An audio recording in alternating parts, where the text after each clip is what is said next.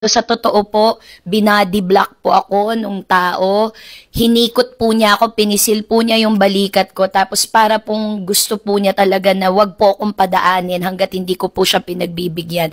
Nagulat po ako kasi una po, mariin po yung pagkakahawak. Tapos wala pong paapaalam na para lang po akong object, para lang po akong estatwa na walang buhay, na kailangan po na lang nilang makuha yung kailangan nila sa akin.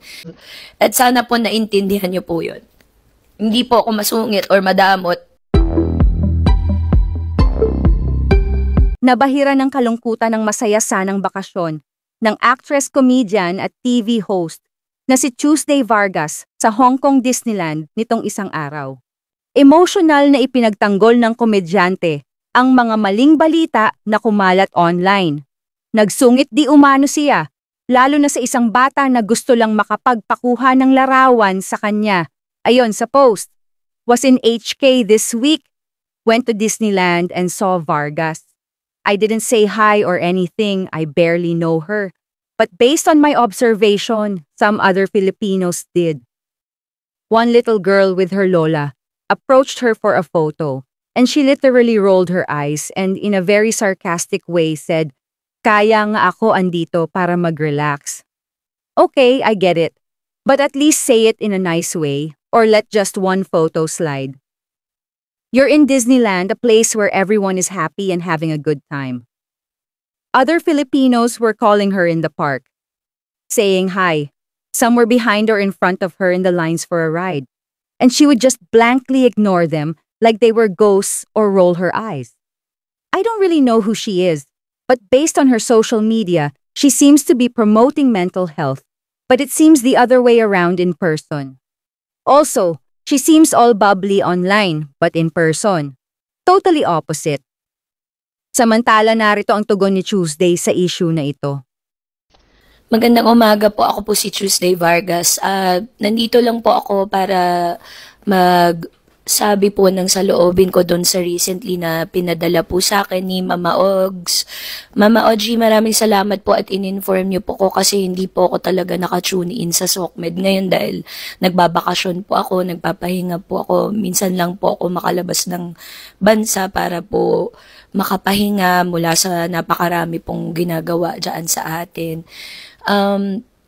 Sabi po nitong particular na person na nag-post sa Reddit na I was a total bitch sa Disney. Meron daw pong lola na lumapit po sa akin tapos sinabihan ko po daw na di mo ba nakikita na nagre-relax ako tapos nag-roll daw po ako ng eyes. Una pa wala po akong naalala na gano'n na nangyari. Hindi ko po yun gawain. Wala po akong gano'n kahit anong buto sa katawan ko na kaya ko pong mantabla. Lalo na po ng may edad at ng bata. Dahil kung tatanungin nyo man po yung mga Pilipinong nagpa-picture po sa akin, lahat po ng nag-ask nicely, in-approach po ako, ay pinagbigyan ko po.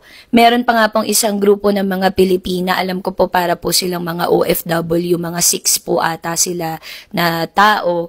Lumapit po sila habang kumakain po ako dun sa Royal Banquet Hall, tapos sabi po nila sa akin, "Miss Tuesday, ayaw ka po namin guluhin, pero pagkatapos mo pong kumain, nandito lang po kami, tinuro nila yung mesa nila. Tapos, okay lang po ba na magpa-picture?" Tapos sabi ko, sige po, wala pong problema. Tapos pagkatapos ko pong kumain, pagtayo ko po, lumapit po sila ng marahan, mabait. Lahat po sila pinagbigyan ko, group picture, solo picture.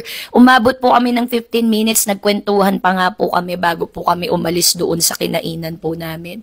Meron po ako natatandaan na isang grupo sa pila, hindi ko na po sasabihin kung anong ride kasi baka mapanood nila to at masaktan pa sila. Pero sa totoo po, binody block po ako nung tao.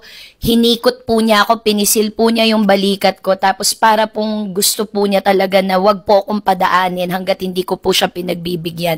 Nagulat po ako kasi una po, mariin po yung pagkakahawak. Tapos wala pong paapaalam na para lang po akong object, para lang po akong estatwa na walang buhay, na kailangan po na lang nilang makuha yung kailangan nila sa akin, nang hindi po nila iniisip na yung oras na pagpunta ko po doon ay para po sa akin at hindi ko po yun hiningi kahit kanino. Hindi po ako malaking artista, ang bawat piso po na kinikita ko, pinaghihirapan ko. Hindi naman po bongga lagi ang trabaho po namin. Kaya po yung punta ko po dito, hard-earned money po at oras po talaga away from family and from money-making activities. At talagang tinetreasure ko bawat segundo.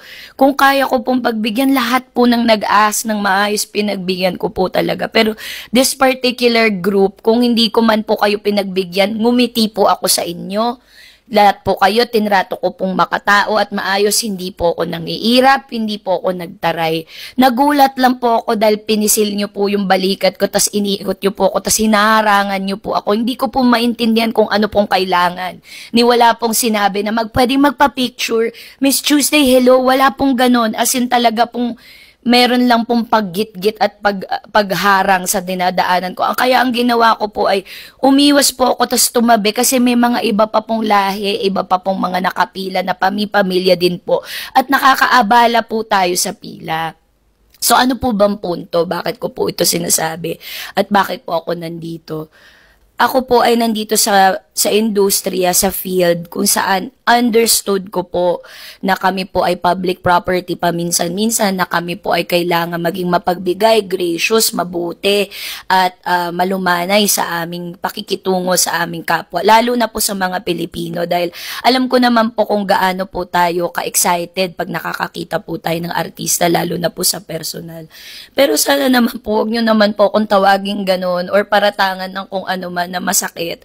Kasi po, nakakaano din po talaga sa kalooban, hindi ko naman po yata deserve na masabihan ng ganon. Kasi po, mabuti po akong tao at hindi ko po kahit minsan gustong magparamdam ng masakit sa kapwa ko. Lalo na po ngayon na nagpapagaling po ako at meron po akong mga dinidil na personal na mga bagay. Kaya nga po ako nandito kasi gusto ko pong, alam niyo po, yung makahinga ng kaunti at medyo magkaroon naman po ng moment for myself, for my family, for the people I love. At sana po naintindihan niyo po yun. Hindi po ako masungit or madamot. Mainit po talaga siguro din. Tapos ang dami pong tao, na-overwhelm po ako easily sa mga ganong situations. Tinatry ko po to be as gracious as I can in every situation that I am put in. But please be kind. Please be nice. Alam niyo po, hindi naman po ako ganon. Bakit grabe naman po kayong mag-post sa Reddit? Tapos sasabihin niyo pa, I don't follow her and I don't know her personally. I don't really care. But you actually do because you know that I post things about mental health. It means you've researched about me and you saw my social media accounts. You actually care. So if you do care, and if you really say na you understand where I'm coming from, please don't post things like that without verifying it first or understanding the situation. Guys, tao lang din po ako. Hindi po ako, alam niyo po yun, hindi po ako part ng attraction doon sa Disney. Hindi po ako character or cast doon. Kagaya nyo rin po ko na nagbayad, na nag-e-enjoy at gusto ko lang naman po ng konting oras para po sa sarili ko at i-experience yung lahat ng mga bagay, same as you guys. So yun lang, sana po every day when we encounter people and we have the option to react a certain way, please always let us choose to be kind.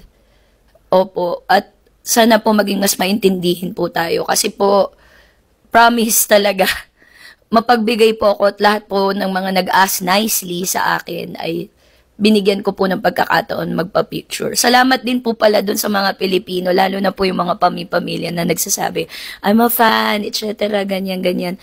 Thank you po sa inyo kasi you made my Disney experience a lot better po. Kasi I know na kayo rin po, hard-earned money nyo rin po yung ginamit nyo po papunta dyan at kasama nyo po yung mga mahal nyo sa buhay. Yun lang po. At kung sino ka man na nag-post niyan, kasi anonymous yung pangalan mo doon sa Reddit, I understand and please know na nasaktan mo ako pero naintindihan ko at sana makahanap ka din ng space sa puso mo na unawain din yung mga taong kagaya namin. Yun lang. Sige, wala na akong ibang gustong sabihin.